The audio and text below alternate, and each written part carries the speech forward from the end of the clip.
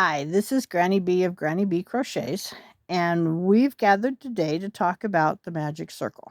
Let's talk about what we're here for, the magic circle. So, the biggest problem most people have with the magic circle is it comes apart.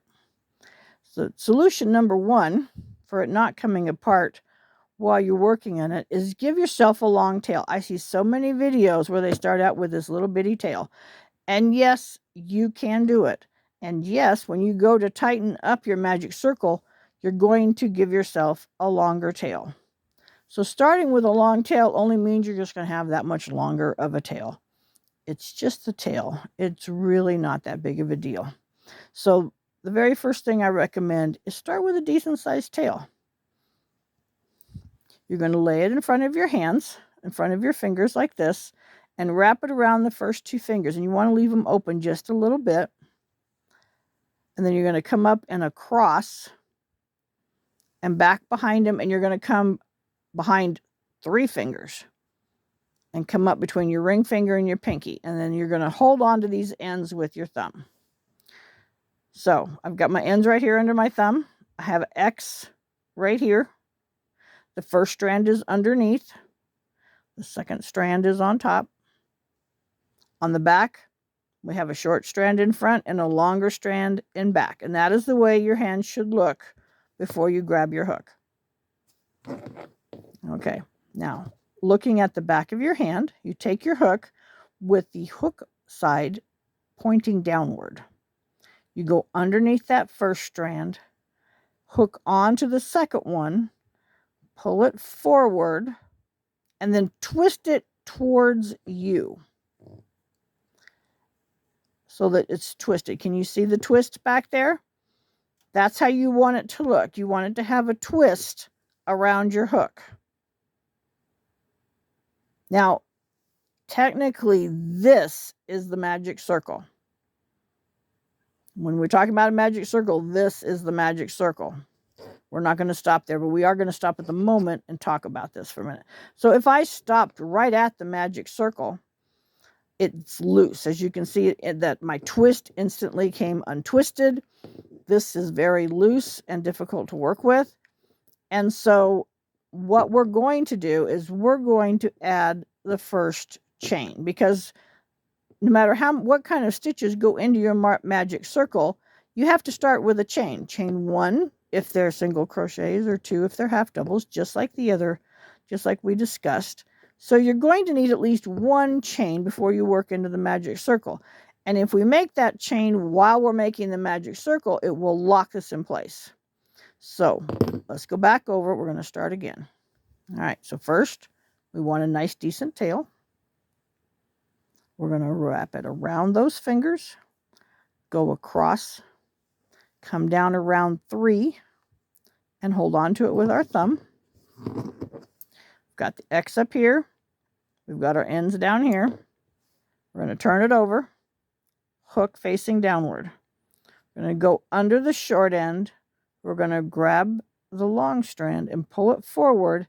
Then we're going to twist our hook towards us and pull it down over the fattest part of the hook. So you've got a nice little loop in there. At this point, you can kind of relax your fingers a little bit because you want this a little loose. Now you're going to take your hook and you're going to go back to that strand that's over your ring finger and grab it, turn your hook downward again, and come straight through the loop that was on your hook. That is the chain. So now when I let go, it doesn't fall apart. This is your magic circle, and this is your first chain. So if your directions, if the stitches you're going into the magic circle need more than one chain, say you're doing double crochets, so you need 3 chains, you would only make 2 more chains right here because you already have one. So this is not part of the magic circle. This is one chain, because if you treat it like it's part of the magic circle and you chain one, then you get a bump. And this little bumblebee, this is the first one I made, and he has a real awful bump on his nose.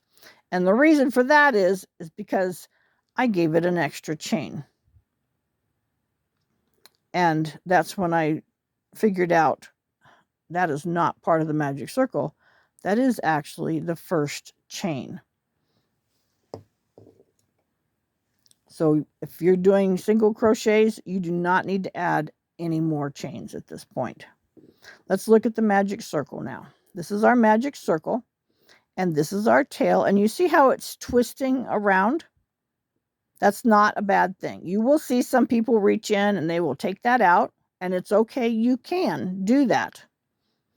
I believe that if you're working with the velvety or blanket yarns, making a plushie, that this might actually make it easier for you to cinch up the opening. But for me, it also made it easier for everything to come apart. So I leave the twist in. I just leave it right in there while I'm going, and it just seems to make my magic circle a little more secure. Okay, so now we're going to work our single crochets into the magic circle, and we're going to do it right over the tail. 1, 2. Now this, you will discover, loosens up very easily. Unlike the slip knot where I had to struggle, this slides apart super easy, which is one reason why I give it a long tail, because if it slides apart too easily, it could come undone. So the other thing is, if you notice this hole getting bigger while you're crocheting, stop right there, pull on the tail and tighten it up a little bit again, make it a little bit smaller, and then go back to making your stitches again.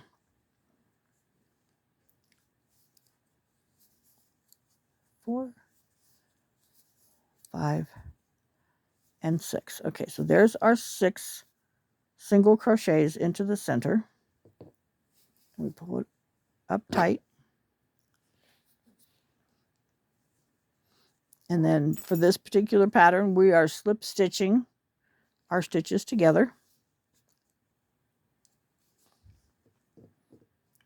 And pull on that tail and pull that as tight as you can. Now from here, I'm going to make another round because I want to show you the second thing I do to keep my magic circle from falling apart.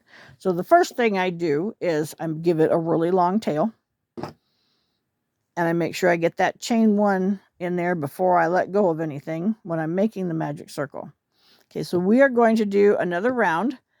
When you're working in a circle, unless you're making a very tight tube, which, you know, sometimes are the directions, typically your second round of your circle is going to be 2 stitches into the one in the row below. So we're going to do 2 single crochets in each stitch around.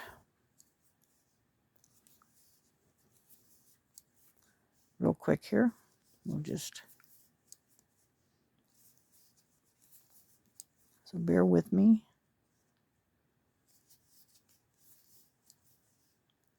If you're and this keeps it flat.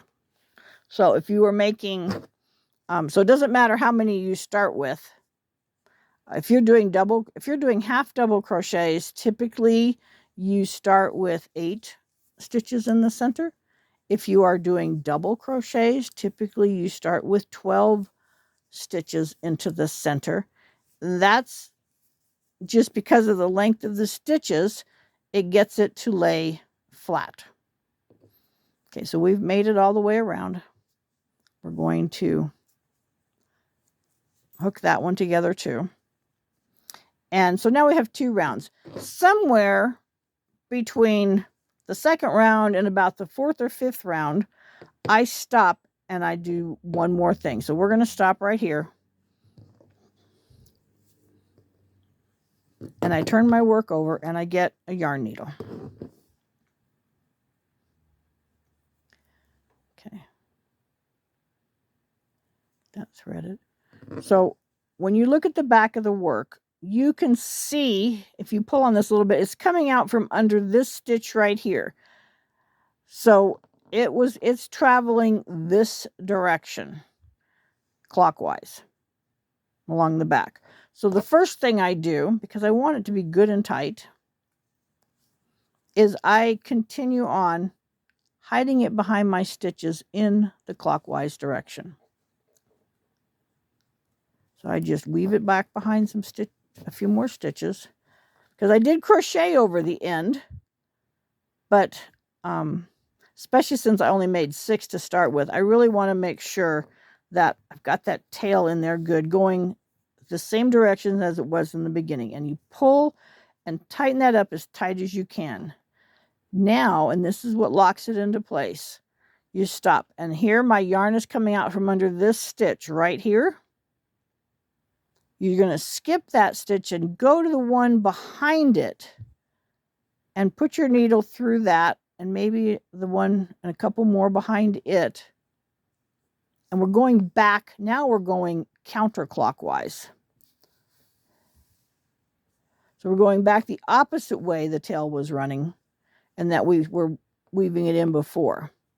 And so you go back a few stitches this other direction, and that locks everything in place. And it should stay at this point, but if you're, don't feel bad about doing extra weaving in. The most important thing on whatever you're making right now is that this center does not come undone. You don't want the hole there. If you're stuffing amigurumi in it, especially stuffing your amigurumi, you don't want stuffing coming out the hole. You want that hole to stay tight. So feel free to lock it in. You can even go up to the next row and weave it in behind some of those stitches if you want.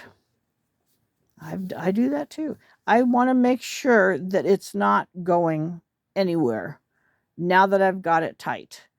And then you just cut off the tail and you continue for working from there, and your center will stay nice and tight while you continue to crochet whatever it is you're crocheting.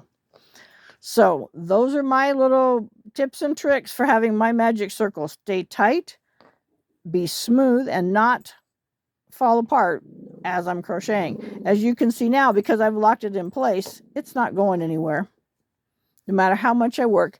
Plus, if you don't lock it in right away, you don't have to. If you leave that little hole there while you're crocheting, it doesn't lay as flat as you might like it to lay. And then it gives you, you can't tell if your stitches are laying the way you want them to. So if you cinch that in tight, then everything's going to lay flat as well if your gauge is correct. So I hope that helps. Now, we're going to stop here before I completely finish my video, but if you're right-handed, you're done. That's everything I have for information for you. But I do have some left-handed friends. And so for my left-handed friends, I don't crochet left-handed. However, I do want you to see what the magic circle looks like when you do it left-handed. So let's take that off. We've got a fresh tail. And so if you're left-handed, of course, you're going to be wrapping everything around your right hand. Again, make sure you have a tail. Lay it over the first 2 fingers. Come around, cross over, go back behind 3, and bring it up. So there's the X that I need on the back side. There's my tails under my thumb. When I roll my hand over, I have a short one in front and a long one in back, just like I did when I had it on my left hand. And everything else is exactly the same. You're just working backwards. So you take your hook with the hook side facing down. You're going to go underneath the little first one, grab the one in back, pull it forward, and then twist the hook towards you. Pull it down so that it's loose. And then you're going to go grab the longer string over the ring finger, twist it down, and pull it through. And then you can take your right hand out, and there's your magic circle all ready to go over in your left hand. And then you just grab your working yarn and string it on your fingers the way you would, and you're going to crochet this direction over your tail, just like when it was right-handed, and I crocheted this direction over that tail. So your stitches are going to go over your tail when you crochet into your magic circle. Well, thank you for joining me. I hope that helps you make and keep your magic circles intact. If you have come up with any tips or tricks that help keep things sturdy, let me know in the comments. Otherwise, thank you for watching, and we'll talk to you again later. Bye-bye.